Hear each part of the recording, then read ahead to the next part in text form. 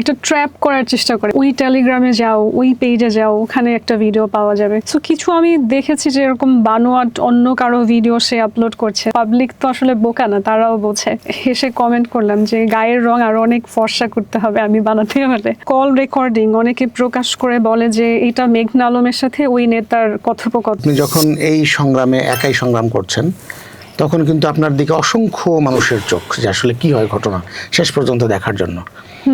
একটা ভয় ছিল আমাদের যে আসলে ডিপ ফেকের যে বিষয়টি, আপনাকে নিয়ে এরকম কোনো নোংরামি করা হয় কিনা, এরকম ভয় কি আপনার মধ্যে ছিল কিনা? হ্যাঁ, আমি ভাবছিলাম যে ফেক কিছু হয়তো সে প্রকিউর করার চেষ্টা করতে পারে এবং সে করছেও। বিভিন্ন সময় সে যে পেজগুলো পরিচালনা করে ওগুলো তো আসলে রিমুভ করে দেয় ফেসবুক, যেহেতু তার কার্যকলাপের কারণে অনেক মানুষ রিপোর্ট করে। তো ওই পেজগুলো সে আবার ফলোয়ার বাড়ানোর জন্য দেখা যায় যে একটা ট্র্যাপ করার চেষ্টা করে ওর অডিয়েন্সকে, যে ওই টেলিগ্রামে যাও, ওই পেজে যাও, ওখানে একটা ভিডিও পাওয়া যাবে।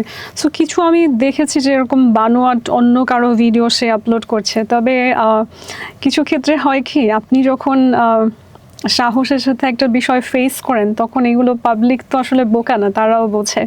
যেমন একটা ভিডিও সে এরকম আপলোড করেছিল, আমি রেশিয়াল রিমার্ক হিসাবে বলছি না, যে যার ভিডিও আপলোড করেছে আমি নিজেই হেসে কমেন্ট করলাম যে গায়ের রং আরো অনেক ফর্সা করতে হবে আমি বানাতে হলে। সো এই যে একটা জোক করে বলা, কিন্তু এটাতে তো পাবলিক ধরে ফেলে যে আসলেই তো ওই নারীর তো চেহারা দেখায় না এবং স্কিন কালার আসলেও ম্যাচ করছে না।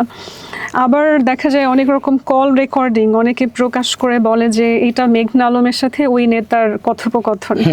তখন আমি নিজেই মজা করে বলি যে আসলে মেঘনা আলম কিভাবে কথা বলে এটা আরো স্টাডি করা প্রয়োজন, কারণ যে আঞ্চলিকতার টোনে কথা বলছে তারা, এভাবে তো আমি আসলে কথা বলি না।